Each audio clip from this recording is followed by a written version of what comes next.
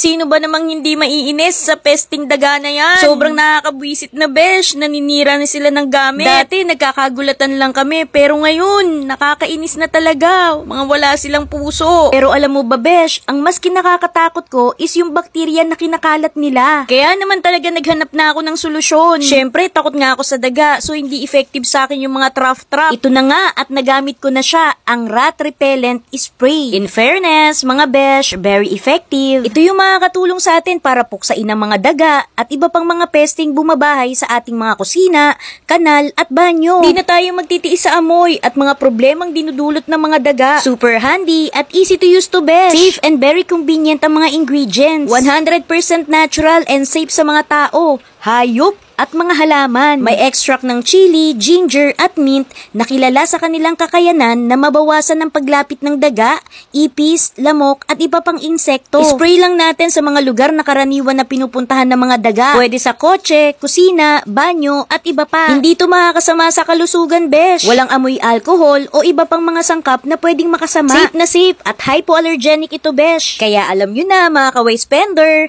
nasa yellow basket ko. Please share and follow me for more sulit sales. Bye!